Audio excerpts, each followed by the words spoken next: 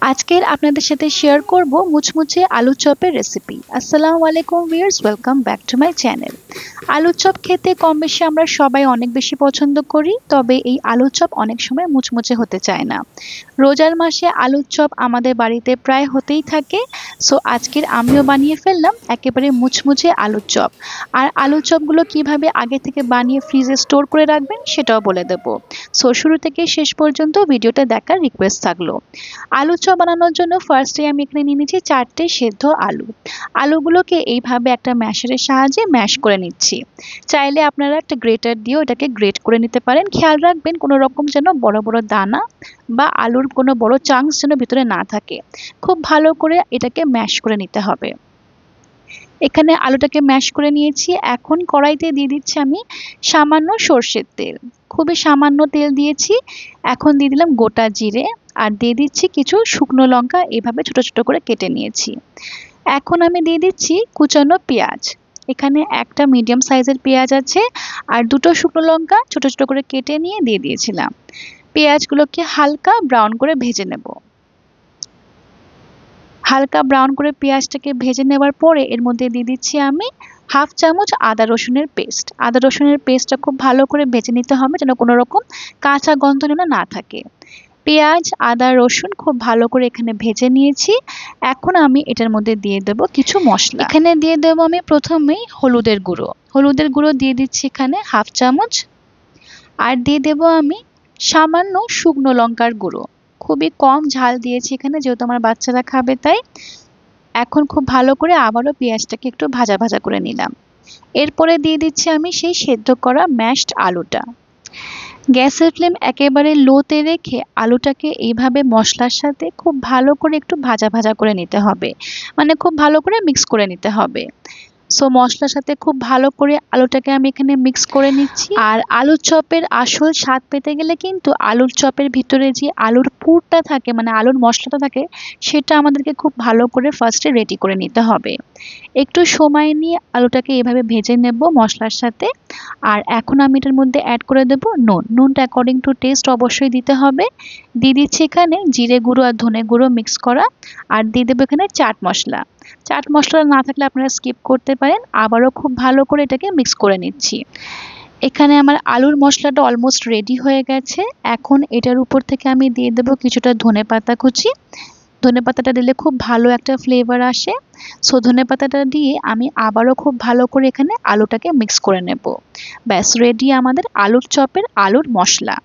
এটাকে আমি একটা প্লেটে ট্রান্সফার করে নিয়ে ঠান্ডা করে নেব। সো এখানে প্লেটে ট্রান্সফার করে নিচ্ছি আর একটা খুন্তির সাহায্যে একটু স্প্রেড করে দেবো যাতে এটা তাড়াতাড়ি ঠান্ডা হয়ে যায়। এখন আমি বানিয়ে নেব বেসনের গোলাটা। সো এখানে বেসনের গোলাটা বানানোর জন্য আমি ফার্স্টে নিয়ে নিচ্ছি মেজারিং কাপের 2 কাপ বেসন। বেসনটা একটু ভালো কোয়ালিটি নেওয়ার চেষ্টা করবেন, তাতে কিন্তু আলুর চপটা খুবই ভালো হবে। এখন দিয়ে দিচ্ছি আমি 1/4 কাপ, মানে 1 ভাগের 4 ভাগের 1 ভাগ চালের গুঁড়ো। দিয়ে দিচ্ছি এখানে হলুদের গুঁড়ো।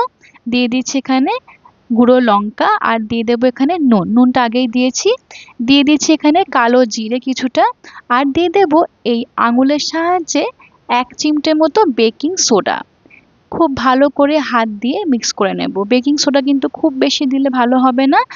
একটা মানে 1 চিমটে 1 পিঞ্চ দিলেই কিন্তু এনাফ। এখন এখানে অ্যাড করে দেব আমি পানি। এখানে মেজারিং কাপের ফার্স্টে 1 কাপ পানি নিয়েছি আর অল্প অল্প করে পানি দেব। এইভাবে খুব ভালো করে মাখিয়ে নেব বেসনটাকে প্রথমেই। সো খুব ভালো করে বেসনটাকে মাখিয়ে নিচ্ছি।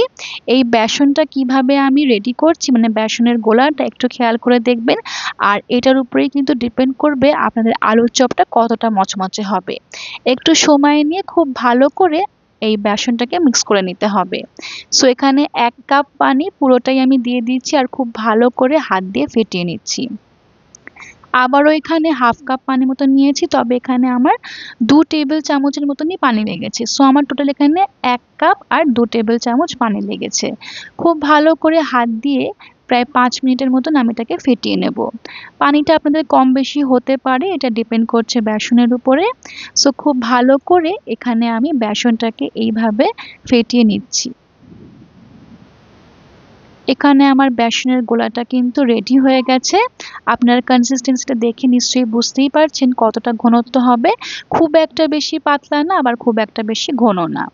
এটাকে আমি 5 মিনিটের জন্য রেস্টে রেখে দেব, কারণ কি এটার মধ্যে চালের গুঁড়ো দিয়েছি। চালের গুঁড়ো দেওয়ার ফলে একটু রেস্টে রাখতে হবে। এখানে আলুটা আমার ঠান্ডা হয়ে গেছে। এখন আমি কিছুটা আলুর পুর এইভাবে হাতে নিয়ে গোল গোল বলের মতো বানিয়ে নেব। সমস্ত আলুর পুরটাকে আমি এইভাবে হাতে নিয়ে বলের মতন করে একটা শেপ দিয়ে নেব। এইভাবে ফার্স্টে একটু বলের মতন শেপ দিয়ে তারপরে যদি আলুর চপের শেপটা দেওয়া যায়, কাজটা কিন্তু অনেক বেশি তাড়াতাড়ি হয়ে যাবে। সো আমি এখানে এইভাবে পরপর বল বানিয়ে নিচ্ছি। দেখতেই পাচ্ছেন আমার সমস্ত বলগুলো এখানে রেডি হয়ে গেছে। হাতের মধ্যে কিছুটা তেল লাগিয়ে নিয়েছি, আর এই বলগুলো এখন হাতের তালুতে রেখে আমি এইভাবে একটু শেপটা দিয়ে নিচ্ছি আলুর চপের। খুব একটা বেশি পাতলাও করব না, আবার খুব একটা বেশি মোটাও হবে না।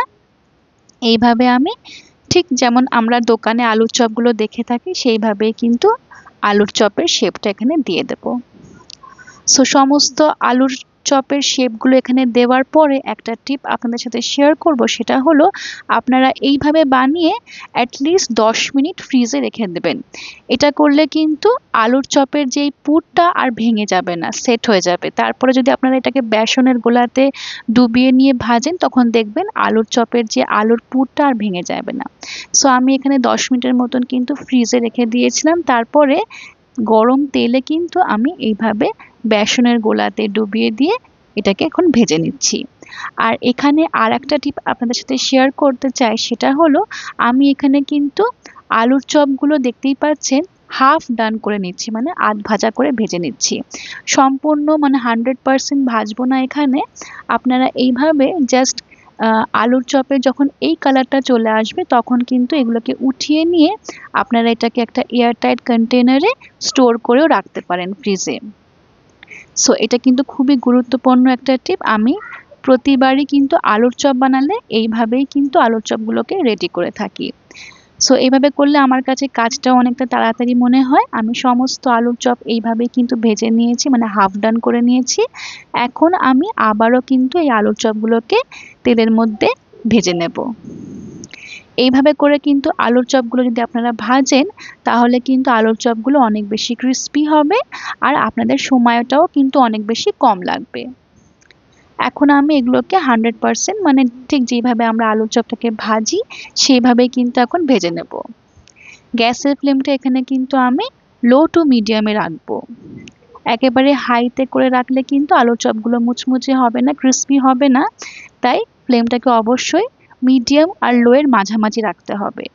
দেখতেই পাচ্ছেন আলুর চপগুলো কত সুন্দর একটা কালার চলে এসছে, আর আলুর চপগুলো কিন্তু বেশ ক্রিস্পি হয়েছে। সো এইভাবে যখন কালারটা চলে আসবে, আমি কিন্তু এগুলোকে উঠিয়ে নেব। এখন এখানে আমার ফার্স্ট ব্যাচ ভাজা শেষ। এইভাবে কিন্তু আমি পরপর আলুর চপগুলোকে ভেজে নিচ্ছি। সো রেডি টু সার্ভ গরম গরম মুচমুচে আলুর চপ। আলুর চপগুলো দেখতে যতটা সুন্দর হয়েছে, খেতেও কিন্তু অনেক বেশি টেস্টি হয়েছিল।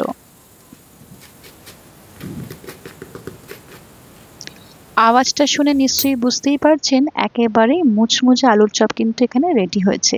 উপর থেকে দিয়ে দিচ্ছি আমি কিছুটা বিট নুন। বিট নুনটা দিলে কিন্তু এটার টেস্টটা অনেকটাই বেড়ে যায়। আর একটা আপনাদেরকে ভেঙেও দেখিয়ে দিচ্ছি ভিতরটা কেমন হয়েছে। এই রমজান মাসে আপনারাও বানিয়ে ফেলুন এই মজাদার মুচমুচে আলু চপের রেসিপি। আগে থেকে বানিয়ে কিভাবে ফ্রিজে স্টোর করতে পারেন সেটাও কিন্তু এই ভিডিওতে আপনাদেরকে বলে দিয়েছি। রেসিপিটা ভালো লাগলে প্লিজ একটা লাইক করে দেবেন, কমেন্ট করে জানাবেন আপনাদের কেমন লাগলো। আর যারা নতুন ভিউয়ার্স আছেন প্লিজ আমার চ্যানেলটাকে সাবস্ক্রাইব করে দেবেন। সবাই সুস্থ থাকবেন। Take care. আল্লাহ হাফেজ।